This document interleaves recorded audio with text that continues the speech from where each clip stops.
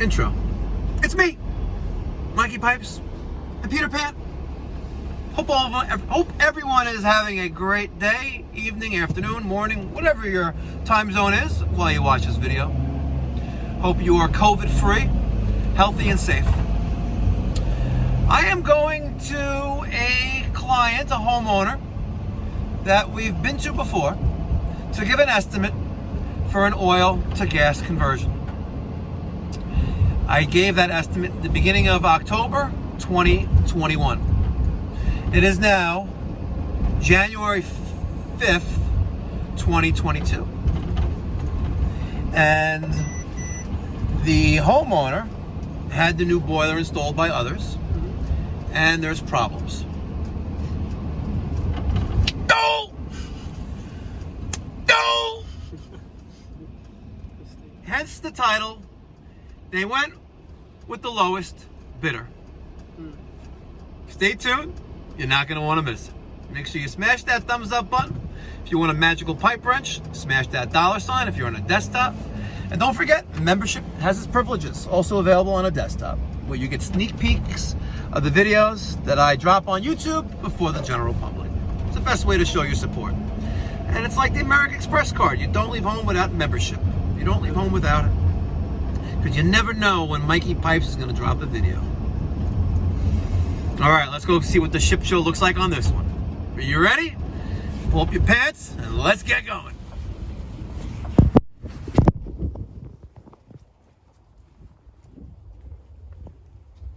All right.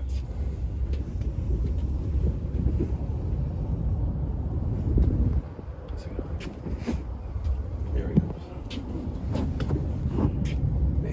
Mask or no mask? What do you think? No mask? Like the last guy. Hopefully. Let's see, we'll find out in a second. Yeah. Hi, good morning. Would you like us to wear a mask? It's up to you. No, it's your house. It's up to you. No, it's up to you. Okay. I mean, we're vaccinated. Yes, us as well. Straight down? Yes. I've been here before, haven't Yes, I? you have. What did we do here before? You gave us an estimate. Ah, which way? Gotta put this way, then make a left.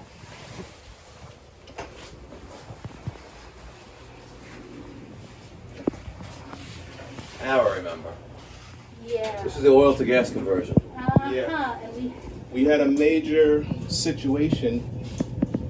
The water heater that was Okay, Burnham, SIN5, gas-fired boiler, copper, near boiler piping. So this is more than likely a radiator. Come up here, this is the steam main, equalizer, Hartford loop well below, lower than the site class water line. That is too long. And they believe the boiler is short cycling. Our pressure control is set for 6 psi, differential is 1.5.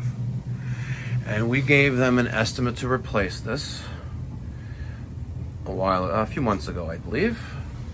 And the water heater died, and then the boiler had a crack above the water line, all the steam was going up the chimney, and we couldn't get in touch with them, or they couldn't get in touch with us, and went with somebody else. Nonetheless, let's see what we can do to resolve their issues. And that's what it looked like before, and it's identical now. See? There's that. So that, yeah, it's all the same. So they just left it and slid it out and slid this one in, and some gas piping and a water heater. Chimney lining? Yes. Good, okay. This is a little bit like almost perfectly pitched, like level, maybe even a little bit back pitched, but may not be an issue, but this could be, oh, they already cut it down a little bit. Yeah, see, that's a little bit lower there, it's a little bit high. They could have raised that up a little bit. Low water cutoff came on because the boiler is surging. The water is filthy. That came on for a split second, the light, because of the low water condition. And then the boiler will fire up again because now the water that left the boiler is coming back. It came back. It's firing back up, and it's going to wash, rinse, repeat over and over and over again. We would have to deal with the surging. Let me ask you a question. Yes, sir. Surging, and again, I don't record faces. I never do that. But everything's for educational purposes. Seriously. Because the more people that know, like even in people in the trades, it's good to know the right way of doing things and the wrong way of doing things. Gotcha.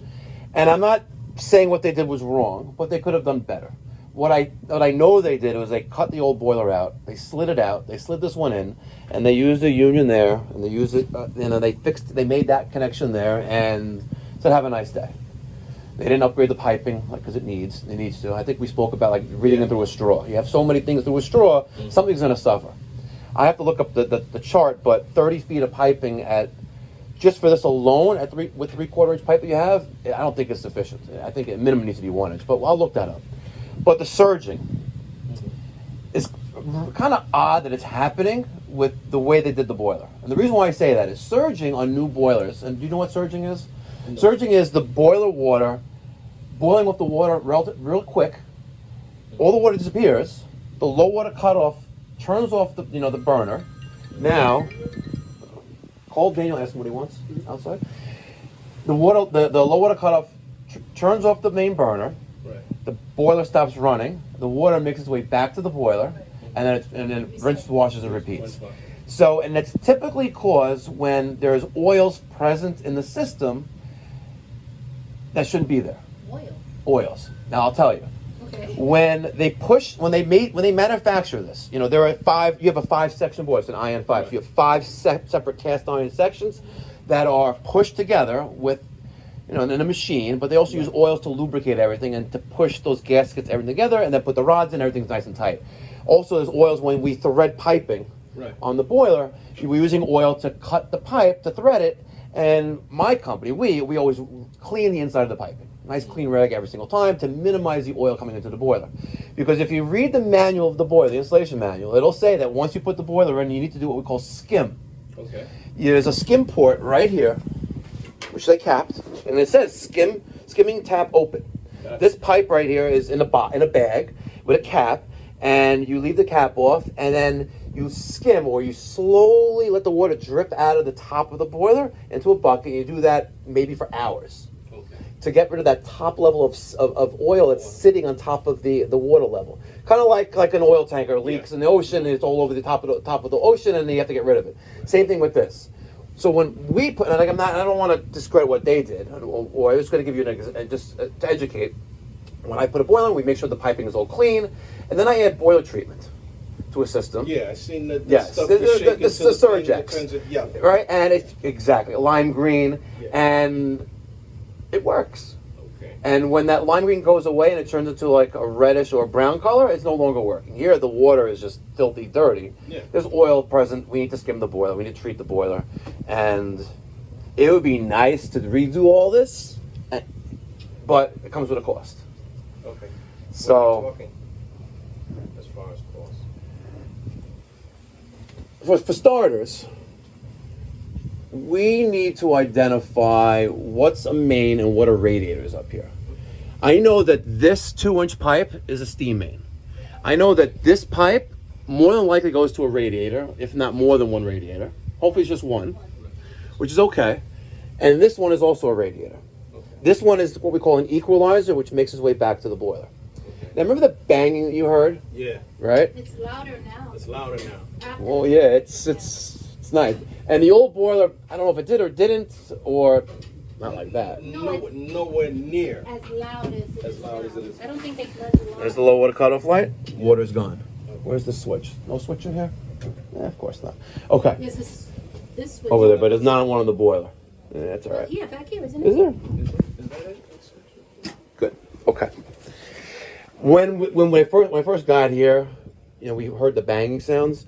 If you look right here, this T, right? This, it's water could sit right there. Yeah.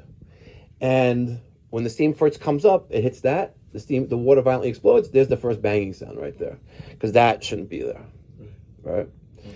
But it was there on the last boiler. Yes. Right. Nonetheless, to repipe this is not cheap. Thousands of dollars, realistically. Okay. So, but it can still be done, and you can wait a little while if you want to do it. Yeah. Because wait. But if you wait like too long, this fitting here is not going to come out of the boiler. And we don't need to even change that, but it would be nice, whatever. Let's deal with the surging and go from there. Surging, we're going to drain the boiler. We're going to use pumps. We're going to get rid of this water. We're going to wash, rinse, and repeat several times. We've got to rinse all this crap out. We're going to let the water as clear as possible. The wet return, which is that pipe right, that 1.25 inch pipe, you have a drain there. Perfect. We can start draining from that as well. Trying to get rid of all of the gook and just sediment and all that other nasty stuff that's in the boiler. Okay. Making that clean, then we could treat the boiler with Surgex. It just takes time. Why is there sediment to begin with? That's a great question. It's a great question to a layperson. Okay? Yes. You have steam cast iron radiators throughout the house. Right. I'm going to guess 5, Yes. 6, 7 of them. Yes. Right? I see. Probably 5. Yeah. It's not a huge house. I don't know why they give you a 5 section, but maybe you like it hot. If you like it warm, you need a larger boiler. Okay. If you like it 70, an IN4 would have been sufficient. So we have 1, 2, 3, 4, 5, 6, 7. Yeah, 7 was close. 5, 7. Yeah. You have a second floor. It's it's like it's a cape or yeah. The radiators are cast iron. They're as old as the house. The house is probably from the 60s. Yeah. Right? 46. So you have 40, 50-year-old radiators. The majority of the piping that you see up there is the same age. Okay. Right? And it's every time the boiler comes on, steam is replacing the air that's in there. And then steam is water, vapor, and it wears down the system and it makes its way back to the boiler, and hence the reason why once a month during the winter you drain the boiler to test the low water cutoff and to keep the water clean. Gotcha. Did they tell you that to do that? No. They just pulled the boiler and took your money and have a nice day. Where are they now, by the way? Don't mention the name, but where are they now? Well, yeah, why aren't they here? I think they're in Suffolk County. Okay. And they may get a visit by Pookie and Ray Ray. Okay. That's good. Yeah. Is the company Burger King? No. Okay, no. Good. Okay. They're known to no. In the previous. No, but they make it like but I can't do that anymore. Daniel, transfer pump, hoses, big hose, couple buckets, couple wrenches, tool bags right down here, and we're probably gonna need at least 1 bottle of Surgex. Okay. Daniel just said whenever you get a chance. Okay. All right. We drained the boiler from that valve with a couple buckets just to get rid of the water. Now we're going to add water to it. We have my Milwaukee M18 transfer pump. We have a garden hose. We're going to flush this as much as possible. Then we're going to drain from the wet return there.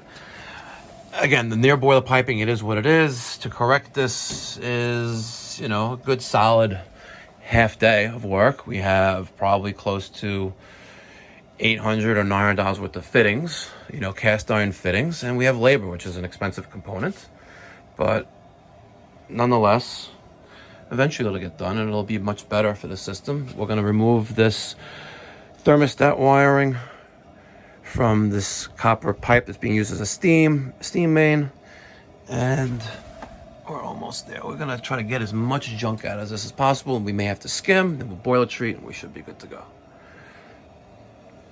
We got to clean this up. We got to clean up this wiring because this is just stupid. All right, I'm also going to clean up this wiring. This was zip tied to there. The low voltage was zip tied to this and whatever. So we're going to, nice piece of conduit would be nice, but I'm just going to stretch this and put it right into there, and then redo the switch. As you can see, this is how they had it pigtailed in the box, all exposed like that. Not right. We're going to make it right. And let them get their money's worth the right way. All right, working on the electric. Right now I'm draining the wet return. The fill valve is still on. I'm draining water from the boiler and from the wet return at the same time. I want to try to get rid of much of this crap as possible. Just finish up the wiring here. I got a 3-conductor Wago there, a 2-conductor Wago there for my neutral. These are my grounds. I got my electric tape around terminals of the switch, so we have protection there for any potential shorts in the future. This is now not touching there, it's not touching there, it's there, going straight down. Yeah, I guess it would be nice with some conduit, but I'm not an electrician. Maybe one day we'll learn how to do that. I'm sure it's easy, but yeah, maybe we should do that. What do you think, Peter? We should carry conduit and make some nice bends? Maybe. Yeah, we could do that. Yeah, we're going to work on that. Okay, now my switch and electrical line voltage electrical is done, out of the way. This is the way they did it. We're gonna clean this up right here, and we'll use some of the wire here. We'll put it here, and we'll make our connections here. That way, for future, if we need to isolate thermostat wiring, we can do so right here when we have to troubleshoot the boiler. Cinch your weapons and cinch gear in the military. It's a whole military trick. The U.S. boiler now provides a long zip tie in the box that secures the thermostat relay, a harness to the actual relay itself. Because this becoming loose is kind of like an epic fail. It happens. It happens quite frequently. And when I go to a steam boiler with no heat, that's one of the first things I push it in, and all of a sudden you hear the click, and it fires up. All right, we drained the wet return. I'm going to start draining down the rest of the boiler. We're going to fill that up a couple more times, do it from there as well. Water level should be pretty clear now, and we'll take off skim port and add treatment, and just put it on the floor. And then we'll see how this thing doesn't surge in. All right, let's fill this up one more time. All right, take a look at the water level, and hopefully we don't have to really skip, because again, they didn't really do any near boiler piping here with threaded black pipe that would warrant the oils being introduced into the system. But we also have to address this pressure trough, which is set at 6 psi with a differential of 1.5. This is not a high pressure boiler. This is a boiler that runs at a half a psi. So why they did that way, I'm clueless. I don't know. But like I say, hacks bring me stacks. Yeah, it was just an illusion. It looked like the 1.25" nipple coming out of the right side of the boiler was filled, but that was just an illusion with water. All right. I'm gonna clean this up. I got a little 90 right there. We're gonna pour in. We're gonna drain the boiler and then pour in our Surgex steam boiler treatment and start her up. Do a gas pressure test on the gas valve. See how that runs. Combustion test. See how those numbers are. And get them up and running. All right. Our boiler is empty. But let's just take this, stick the hose in there, get in there.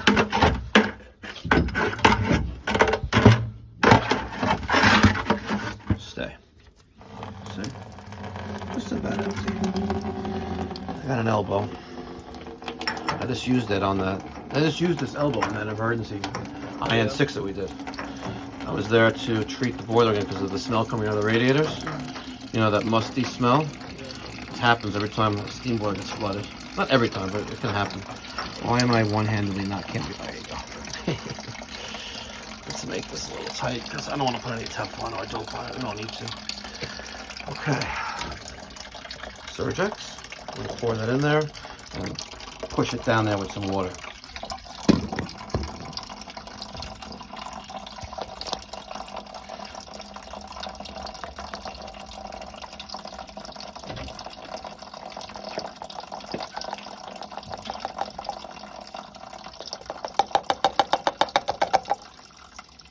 Okay. 1 second. Let the rest of the water drip out of this thing. Let's let that completely stop dripping first. It's taking a leak. Sounds like me. 61 no glue. Enjoy it now, Dave. Enjoy it now. Once your prostate clamps up on you like a vice, it's over. You ain't too far from it. No, I'm not too far from it. Yeah, I'm just, it's the inevitable is coming. So here is the blocked vent switch right here. See these two black wires hooked up to those two little red things and a little nipple in the middle, that little tit right there. That's a button. That's a resettable button, and this will reset if this senses like 200 and something degrees you know, dumping from the bottom of this diverter. You know, if there's ever a positive draft situation, when the chimney gets clogged, the exhaust gas is going to want to come out, and then this will sense that temperature, and it's a safety. It turns off 24 volts to the gas valve. All right, she's almost done.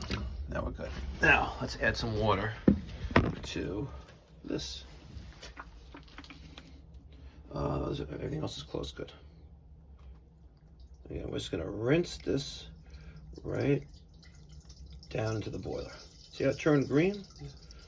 All right, we'll get rid of all that. So you're gonna go into that nipple, and let's get one more of these filled with water, and we'll put the take this reducing elbow off, put some Teflon and dope on there, cover this up, fill up the boiler, let it run, and then we can do our commissioning and startup of the boiler, checking combustion, checking draft, and checking gas pressures. Which can't wait to see that. All right, power's back on. Thermostat relay just clicked, just energized, and I secured that with that little zip tie. The low water cutoff is probably doing a startup. And the thermostat is on. And it's not booting up. What kind of, is it like a touchscreen thermostat or? No. There's the automatic vent damper, getting 24 volts to open. The end switch is going to close once the damper is fully open, and then complete the low voltage safety circuit, which is composed of automatic vent damper, pressure control, low water cutoff, and rollout switch, spill switch. Actually, the spill switch and the rollout switch are all part of the boiler vestibule wiring, which are these two wires here. So this gas valve rollout switch, the ceramic disc, and the spill switch are all wired to here, and this gets 24 volts once the pressure control, low water cutoff, and vent damper are satisfied, and the circuit is closed. All right, system is running. Let's lower pressure control. We are not a high pressure boiler. We're gonna bring this down to under 2. All right. And I don't know why US Boiler insists on shipping them not set low, but if you watch Dan Holohan, you know that all we need is a half a PSI of pressure. We don't need 2, 3, 4, 5, 8, 15 pounds of pressure. We don't need that. So I got my main set for a little under 2, and my differential set for 0.5. And that should be sufficient as long as the pressure control is somewhat accurate. Now, the newer pressure controls don't have the mercury bulb inside there. They just rely on a series of springs, and not like good old Mercury, but you can't get them anymore because Mercury is canceled. Mercury is canceled. Body cam. You don't have to do this. You don't have to do this. You don't have to do this. Please, I have children. You don't have to do this. And the two animals murdered her in cold blood. Now, here's the thing. What's going to happen? You're going to get some, because I can say it. You're going to get some ignorant Negro that's going to, they're circumventing the law. You're damn right they are, and they should. Because Chicago doesn't have the death penalty. But guess what? There's a little statute under the Taylor law that prohibit that all police officers can come under federal jurisdiction. And because they come under federal jurisdiction, now it becomes a federal crime. And though they cannot charge her in the state of Chicago, They can in the feds. The feds can charge her, and that's what they're pushing for the death penalty. And my thing is, I'm sorry. So let me ask you a question. Yes, Since now you brought up police and things like that, death penalty. The police, that woman, the cop, who I think it was earlier this year, or early in 2021, pulls over this African American with warrants for gun charges and things like this. And he tries to, according to what I've read, he tries to take off, and then she pulls out the gun instead of the taser and kills him dead. And she's found guilty. Yes. You know why? Because the burden of proof was met by the prosecutor? No. Okay. I can tell you honestly, you have political pondering within the system. It was fashionable for her to be served up as a sacrificial lamb by the district attorney. So, and the powers that be. Okay, understood. That's okay. probably a valid point. Then how did, now at the other extreme, we have Kyle. right? Mm-hmm. I didn't really follow it for the time it was in the courts, but my perception was, based on what I was reading and hearing about in the news, was that he killed 2 black people, Yes. or 2 people of the opposite race. That's what I thought. And that's what I thought that until actually it came down to closing arguments, Yes. and now the whole Right. world's embracing. I'm That's what like, hold on, you're killing a pedophile and this other guy. Oh, by the way, which they did not tell you, the African American was armed. He did have a knife, and this is one of the things. Oh, that- he was a black man in too. And Yeah, it one was of them 3 was of them, shot, right? yeah. But he survived, I think. No, the African American was he murdered one. Oh, he murdered one. one. Survived. But the one who he murdered, well, he didn't murder. The one who he justifiably shot, Yes. had a knife, and this is one of the things that in law enforcement they tell you. Never underestimate what's called the approaching distance of someone with a knife. I could be on you in less than 10 seconds from a distance of 3 feet.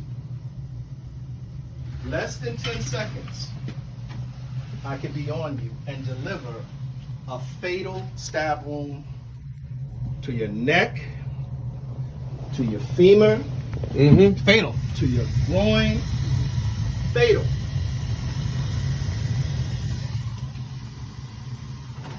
He was justified in firing. And like I said, here's the thing that really pissed me off. And I'll be the first to say, I have a hatred for pedophiles and rapists. Well, there's no business for that. I'm serious. I'll tell you. They don't belong in civilization for I'm that. serious. As a CO, and I would tell guys point blank period, I get your paperwork, You know, and I find out that you like touching little girls or little boys. you're done. Don't ask me for nothing, Mm. because you're not going to get no commissary, you're not going to get no rags, you're not going to get no soap, you're not getting nothing. Now, it all depends on how sensational it is, but I am going to let the goons deal with you. I'm serious. I'm going to let the goons deal with you. Because for you to violate a young kid or a young boy and destroy them that way, I have no sympathy for you. You're right. Because you're destroying a human life. The Imago Dei in the Latin. You're hurting the image bearer of God. An image bearer of God. When these people, like I said, when these people jump, they don't have facts. The same thing like with the officer with the taser. If anything, and I'm being honest, if anything, what I would have pushed for, I would have been like, okay, tragic situation, tragic accident. If anything, I need you to resign. Yeah. But media. Yeah. I would have let her resign before the media. I'm just saying, if I was a police chief or whatever, Yep. I'd have been like, this is what you do, honey. Type up a letter, post it, give it to me now, effective immediately. Give me a badge, give me a gun, give me a shield. Try to show motive. Her motive was not to go out and kill an African American. And let's talk about the fact of his culpability by having warrants. Let's talk about the fact of the culpability of him having a weapon. Let's talk about the culpability of him resisting. Yeah. He was contributory to. Now, like I said, if there would have been any sacrifice, anything like this, it would have been the sacrifice of, give me a badge, give me a shield. Scapegoat. But no jail time. Oh, she's gonna do something. No, she's doing time now Yeah. because she's being made a scapegoat. Yeah. But what I'm saying is, it was a situation where, with the right DA, the right person running for public office, they would have said, and they would have hammered away the fact, this person did not comply. And the first thing I teach people, when you encounter police, yes, sir, and the police officer tells, even me, I got pulled over when I worked, you know how many, I got pulled over 2 times. Because I was a young looking guy coming across the Verrazano, and it's something that all cops do sometimes. We take our guns off, because it's jabbing us in the side, and I put it in between my legs. Okay. Some jabroni just thought that I was You're the guy. that I was the guy. I come across the Verrazano. There's 2 RMPs there. Immediately, I'm on the job. Here's my shield. Here's my line number. Hands out the window. My hands go out the window Yes. because you got to Just keep in de-escalate. mind, he don't know what I am. Correct. He don't know. He wants to go home just like I want to go home. So if he's in authority and he says, put your hands out the window, then damn it, you put your hands out the window. But while I'm putting my hands out the window, I'm telling him, I'm on the job. Here's my shield number. Here's my line number to authenticate. Color of the day. He goes over, his partner. We got a call. No harm, no foul. Have a Wrap nice up. Have a nice day. What the hell is so hard with that? I didn't see it as, why are you racially profiling me? It's not a racial profile. The call came in. African American with a gun. Who has the gun? That's you. I got the gun. I got the gun legally. Yeah, but they don't know that. They don't know that. Exactly. They're doing their job. Anyone with common sense would say, until they find out, hold them at gunpoint. Yep. So, and, Let me go over what we did, no problem. if you wouldn't mind. Not a problem. Because as much as I would love to talk, I could talk all day. Oh, no, me too. I know, you got to go on another call. That's No, why- but I could talk all day, and I don't watch the clock, but it would be a great day if I had nothing else in the schedule. Yeah, but my wife was the same thing. Stop talking, let him. There's one thing that most important I want you to remember. Okay. And that is the adjustment I made to the pressure troll. Yes.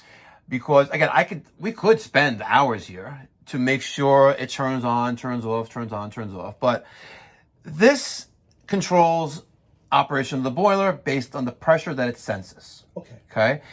It was set to, I think, Six something. 6.5, 7 psi, which is astronomically high. Okay. That should not be that high.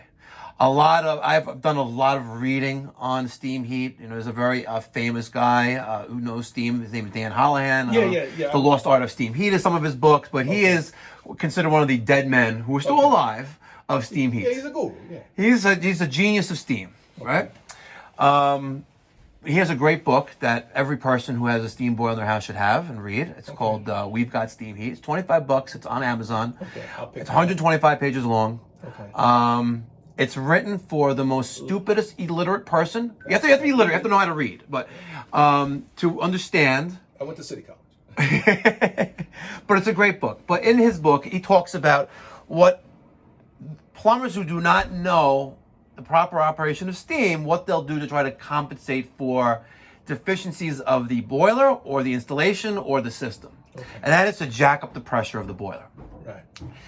By doing that, you create a hell of a lot more problems than good. Right. First and most important thing is you increase runtime, which increases your fuel bill. Yes. Number two, you increase pressure of the system where it doesn't need to be. Gotcha. Then you have steam loss because those steam air valves on each radiator aren't designed to hold back all that, and then you'll have water loss. Now you have water loss, your automatic feeder will try to replenish the water, now you have accelerated wear and tear on the heat exchanger, the cast iron blocks, the block inside the boiler, and then you have white smoke coming out of your chimney in 5, 6, 7 years. Right? Gotcha. Like a Navian. Yeah. Yeah, I heard you. So the pressure control was set to around 6 psi, and the differential is, it's a complicated thing, but it basically says this is like plus or minus. Yeah. We're set for 1.5. Yeah. I'm a firm believer of having this set as low as possible. Okay. And the lowest it really goes to is 2. Yeah. If I have a hair under 2, and I have the differential set to 0.5, so half a psi, and then a little less than 2 psi on the main. So when the pressure control senses around 2 psi of pressure, it's going to kill the main burner like a safety, right? And let that steam pressure be dissipated through the system, and that's by being it loses its mass because heat is radiating from hot to cold, and now the pressure decreases. Once a half a psi differential is noticed by the pressure control, it'll turn back on as long as there's a call for heat. Okay. No, you didn't confuse me. I got it. Now, there are 2 set screws here, and I don't want you to ever touch them, but let's say this boiler just randomly turns off and won't turn on, and the thermostat's set for 75, it's 65 in the house, and this happens in the next day or 2. I want you to take this set screw with a flat screwdriver and raise the pressure up. ever so slightly, until you hear the boiler click on. If you raise up all the way to like 6 and 7 where it normally was, there's something wrong, and it's not the pressure control. Put it back to where it was. Call for service. Something's wrong. Okay. I can say this because Daniel, the other day, Daniel's son, ran into a steam boiler doing a pilot out. He sees the pressure control set for like a higher number. He lowers it, but then the pressure control is defective, so it doesn't turn back on once it turns off, and he's back for a recall later on the day. Okay. And now he has to put it back the way it was, and the homeowner doesn't want to change, or whatever. So it just wastes time. We could have done it one shot. We added, we flushed and drained your boiler multiple times, and now the water is lime green. Got it. That will turn darker green into a brown, to a reddish, to a dark brown, until like it was before, and where it's not efficient anymore. We did that a total of 3 times. You had 3 treatments added to this boiler, and the surging has stopped. Your thermostat got satisfied. We raised it to 71. It ran, and it's no longer surging. The water is not dissipating from the boiler because we resolved the surging. Okay. You may have, if this gets dark in the next couple days, as long as it's not surging, you're fine. But what I would like you to do is drain the boiler from the other side completely. Okay. If it gets like dirty like in the next couple days, which it may, but just drain the boiler. Right. And until it drips, until there's nothing left, fill it back up with this valve over there. With the power off is best, and fill it back up 3/4, maybe halfway, and the water will be clean again. And then rinse, wash, and repeat. Because you're gonna unfortunately have to do some homework of this. Again, that's one of the things when we install the boiler, this is all factored into the final sales price. The nuisance calls, if we have any, and the callbacks, but also the warranty and service that we give. And again, I don't know what the other company charged you, but it's irrelevant to me. Yeah. All I know is that my price is the price, all inclusive, all in. It is what it is. Gotcha.